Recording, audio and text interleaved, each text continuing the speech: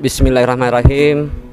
Assalamualaikum warahmatullahi wabarakatuh. Waalaikumsalam warahmatullahi wabarakatuh. Alhamdulillahirabbil alamin. Segala puji bagi Allah, Tuhan semesta alam, atas karunia-Nya juga lah sehingga kita pada kesempatan ini sempat berjumpa lagi di dalam channel kesayangan kita, M Nur TV. Semoga senantiasa membawa motivasi, membawa inspirasi, membawa silaturahim kepada kita semua dalam memperbaiki ibadah kita di hadapan Allah Subhanahu wa taala. Insyaallah kali ini kami hadir untuk menceritakan tentang hal-hal yang bisa menjadi bisa menjadikan kita lebih baik. Dan yang sudah subscribe, terima kasih banyak karena telah membantu dalam kebaikan, semoga menjadi pahala. Dan yang belum subscribe, mohon agar di subscribe. Dan insya Allah pada kesempatan ini tentang hikmah-hikmah kehidupan akan menjadi inspirasi kita, yaitu bagaimana kesyukuran, kepasrahan kepada Allah Subhanahu wa taala itu bisa menjadi salah satu cerita berharga dalam kehidupan kita nanti dalam pertemuan ini. Dan di samping kiri saya telah hadir saudara saya, salah satu rekan di salah satu instansi di Kabupaten Kolaka ini, akan berbagi kepada kita tentang cerita hidupnya yang penuh dengan sukacita. Jadi insya Allah syarat dengan inspirasi, syarat dengan motivasi untuk kita semua. Iya. Dan kepada beliau kita persilahkan untuk bercerita bagaimana suka duka dalam kehidupan ini dia bisa lalui dengan kepasrahan kepada Allah Subhanahu wa taala. Silakan, Dai. Terima kasih atas kesempatannya yang diberikan. Sebelum saya bercerita, saya akan memperkenalkan diri dulu. Iya. Nama saya Sudirman, yang akrab dipanggil dengan Pak Daeng di sekolah ini. Saya berasal dari Maros, Sulawesi Selatan, yang dulunya penjual di pasar.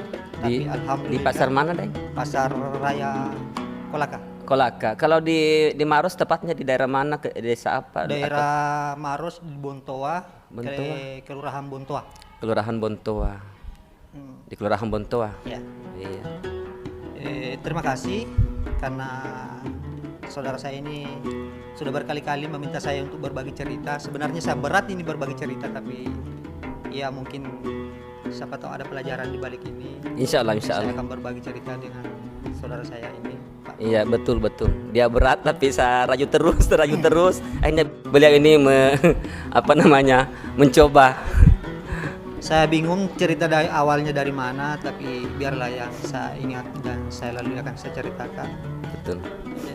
Pernah satu hari itu saya ikut belajar di salah satu perguruan tinggi di Kolaka. Tidak usah saya sebut namanya karena saya juga tidak sampai selesai di sana. Iya. Pada hari itu saya pulang dari kampus. Saya pulang dari kampus mengikuti mata pelajaran, kita membahas di sana masalah agama. Saya dapati di rumah anak istri saya sementara makan. Iya. Saya ikut langsung bergabung makan. Iya. Tapi yang kita makan itu bukan nasi, Pisang. Iya. Pisang yang sudah direbus. Pisang muda. Pisang muda yang sudah direbus. Iya. Saya Rebus ikut saja. bergabung. Saya bilang sama istri saya, Iya. jangan-jangan kamu rindu sama kampungmu. Iya. Saya ikut makan bergabung, tapi ternyata di rumah itu tidak ada beras. Kenapa makan begitu? Iya. Ternyata rasanya istri Iya. kasih makan anak-anak begitu karena tidak ada beras waktu itu. Tidak ada beras pada waktu itu. Tapi kan saya tidak pernah dikasih tahu, tidak ada. Iya. Istri tidak mau tidak berterus terang. Enggak mau bagaimana kan mungkin begitu. Jadi saya bilang begini. Pada saat itu saya masih jadi tukang ojek. Saya jadi masih tukang ojek, saya keliling itu saya bawa motor piarku itu yang masih poro-poro itu. Saya keluar Mangojek sampai dari, kan saya tinggal di SMP Mangolo. Dari perjalanan itu dari Mangolo, iya bagaimana kah tukang ojek? Kita telusuri jalanan dari Mangolo sampai Jalan Abadi, putar dari Jalan Abadi sampai di Jalan Dermaga. Karena tadi istri katanya tidak ada beras sama Iya. sekali, jadi terpaksa anak-anak makan malamnya dengan pisang saja, Pisang dengan yang pisang direbus. mentah tanpa apa-apa. Akhirnya Daeng mengayung motor untuk mencari Cari penumpang. sebagai ojek. Ojek. Karena memang masih Ya Allah. ojek. Jadi dari ujung sampai ujung itu alhamdulillah sampai bensin yang saya pakai itu tinggal sedikit. Tak satu pun penumpang yang ada. Tidak ada satupun penumpang. Tidak ada satu. Jam berapa Daeng itu? Saya berangkat 2:30, saya mau pulang itu Setengah sekitar 3 sore. 2:30 sore. Iya, Saya pulang sudah hampir jam 5, 4:30 lah begitu. sore. Jadi di perjalanan itu saya berpikir begini, kan saya kan punya anak banyak. Iya, iya. Nah, yang kita bahas di kampus sana kita selalu membahas masalah agama, dan ada pembahasan di situ bahwa Tuhan itu kalau sudah memang tidak ada rezekinya hambanya di dunia, maka diambillah hambanya itu. Tapi kenapa sampai saat itu saya tidak mendapatkan uang satu sempung, sementara di rumah tidak ada apa-apa. Jadi antara motor itu jalan dengan tidak jalan, saya pelan sampai muncul dalam hati saya itu, kalau memang hari ini saya tidak punya rezeki dengan istri saya, Iya. kan masih ada anak-anak saya yang Iya, punya betul. rezeki. Betul.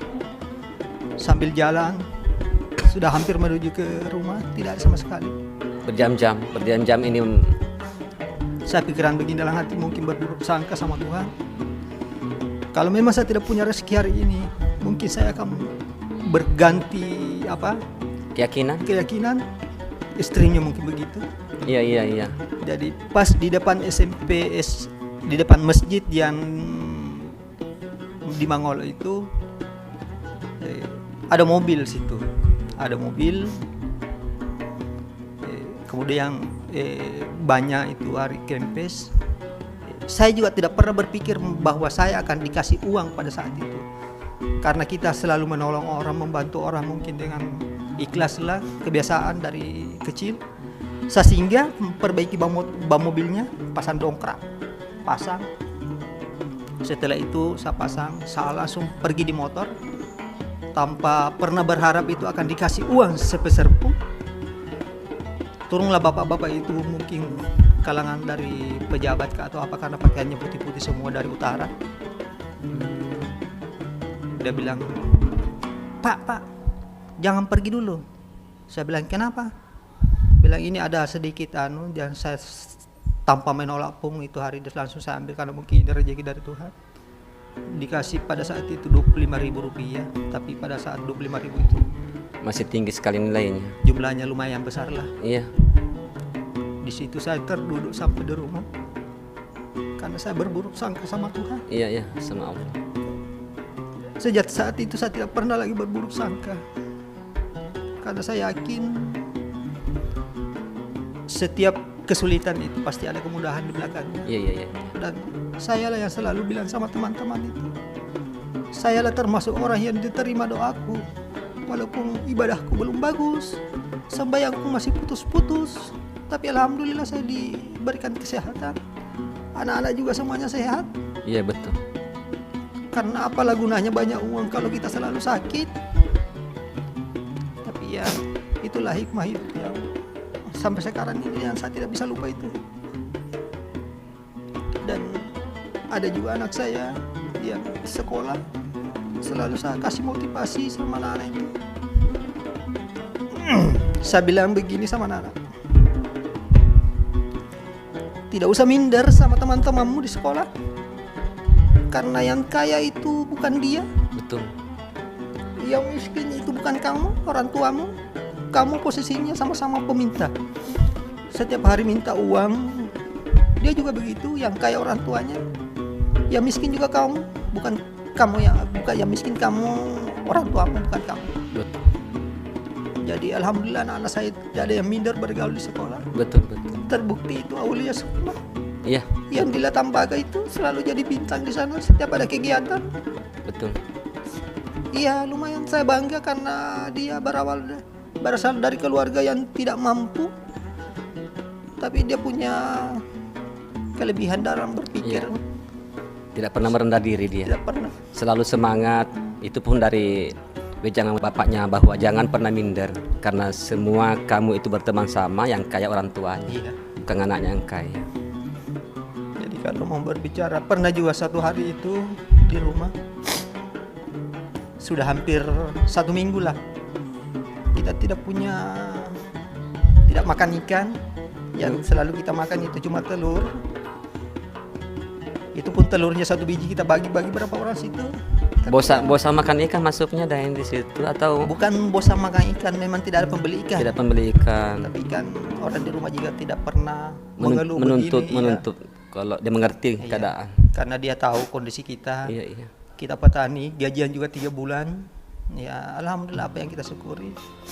Jadi pada saat itu adalah uang 20.000. Istri saya ada bilang begini, Pak, koper beli ikan di Kolaka sambil uang 20.000 itu. Tapi tahulah saya selalu nyangkut kalau pergi belanja. Saya tinggal di rumahnya teman.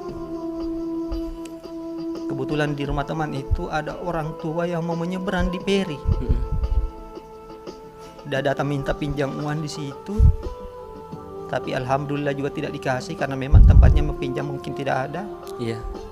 Dan dia cerita sama saya, ada ini nak uang, tapi cuma untuk biaya peri saja. Untuk uang makannya tidak ada di kapal Iya. padahal orang itu udah punya anak kecil. Spontan uang itu saya kasih Iya. 20.000. Itu pun uang tidak ada duanya. Iya. Masya Allah. Jadi pas pulang habis maghrib saya pulang, muncullah istriku itu dari pintu. Dia bilang, kenapa lama sekali baru datang? Ya namanya juga ibu rumah tangga mungkin sudah lama menunggu. Iya, kasihan. Jadi saya bilang begini, tunggu dulu, kas naik dulu di rumah baru cerita. Pas naik di rumah saya ceritakan begini, di jalan ada uang yang saya kasih orang tua itu. Ya kembali kita makan telur, kita bagi-bagi. Ya alhamdulillah kita jalan seperti biasa. Tidak cukup 1 minggu, saya dipanggil kerja di Kolakasi, menarik papan di kebun. 1 hari itu mungkin dampaklah dari uang 20.000 itu. Iya, iya. Karena kalau mau dirupiahkan itu uang gajinya menarik papan paling banyak 100.000 sampai 200.000 Waktu itu. Tapi alhamdulillah orang yang saya tarik itu kayunya mungkin karena dia kasihan atau mau bersedekah atau bagaimana. Iya. Dia kasih saya uang 500.000 pada Masya saat Allah. itu. Sempat saya terduduk, Iya. mungkin inilah hasil dari uang yang saya berikan yang dibalas sama Tuhan yang 20.000 itu. Allah membayar kontan lebih banyak lagi di situ. Masya Allah. Sekarang saya tidak pernah lagi berpikir macam-macam.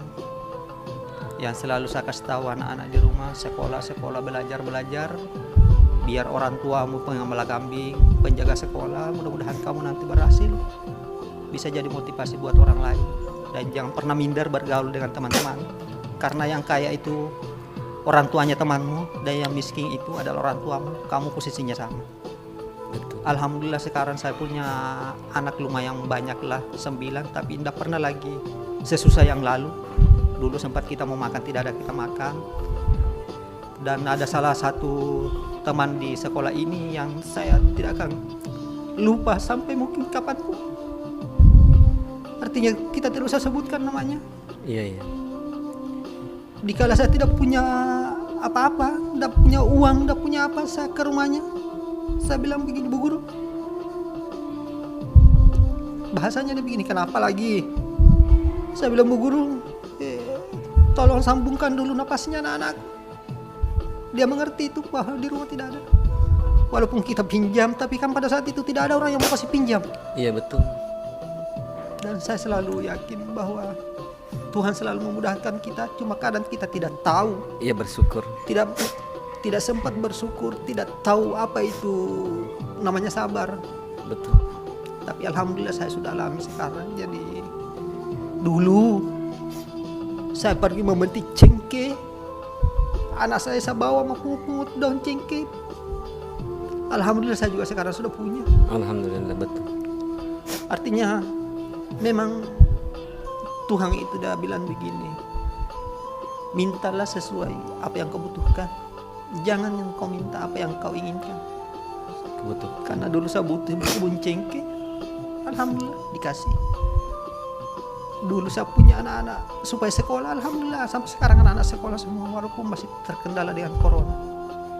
Mungkin itu yang bisa saya bagi sama teman saya Pak Nuri. Ya, terima kasih dan Sudah berkali-kali mau. Mungkin banyaklah cerita yang lain yang bisa. Tapi ya saya begitulah orangnya, tidak bisa bicara kalau pasti sedih karena sampai kapanpun saya tidak akan lupa. karena kisah nyata dan sangat menyentuh dalam kehidupan. Sahabat MNur TV, itulah potongan kisah nyata dari saudaraku di salah satu instansi di Kabupaten Kolaka ini yang membuat saya sangat tertarik karena punya kehidupan yang unik, penuh istiqomah, penuh dengan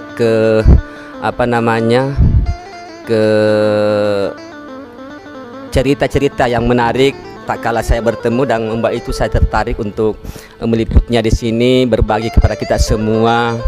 Jadi apa yang dikatakan tadi itu saya salah satu saksinya, walaupun saya di sini bersama beliau belum terlalu lama, tapi saya sudah banyak lah karena saking akrabnya dengan saya seperti saudara sendiri, apalagi satu kampung dari Sulawesi Selatan.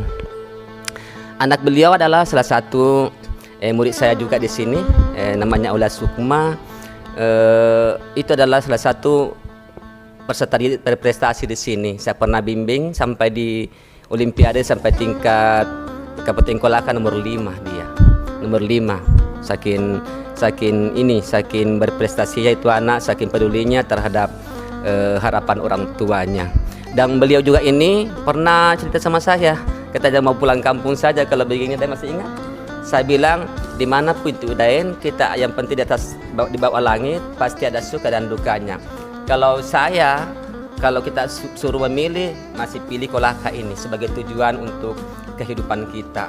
Jadi tetaplah bersabar, cengkeh itu insya Allah akan berubah pada saatnya nanti. Dan sekarang alhamdulillah ada berapa ratus pohon Daeng itu cengkeh. Artinya kalau saya ditanya ada berapa ratus pohon, saya itu orangnya mungkin sangat sederhana. Saya selalu bilang begini, kalau ada orang bertanya, Pak Daeng cengkeh kita ada berapa? Saya bilang ada 10 pohon lebih. Karena tidak sepertilah orang mungkin cuma 50 pohon, dia bilang 200 pohon. Ada bahkan saya bilang begitu, cuma lebih 10 pohon. Yang penting orang orang punya cengkeh, alhamdulillah saya punya. Orang punya merica, alhamdulillah saya punya. Anak punya Nilam? Nilam, kalau nilam belum, kalau merica iya. Merica iya. Tapi alhamdulillah saya syukuri itu karena dulunya orang kita punya, sekarang kita punya sendiri. Alhamdulillah anak pertama sudah lulus selesai, sudah menjelang selesai sekarang. Kalau anak pertama saya itu di jurusan penerbangan di Daeng. Dulu itu dia pernah masuk di Barombo mendaftar, tapi alhamdulillah dia tidak lolos. Dan dia kembali. Kemudian ada teman di sini salah satu udah bilang begini, Pak Daeng maukah itu anak tak kuliah di penerbangan? Saya bilang kalau diterima, alhamdulillah dikasih masuk di UTC di Kendari.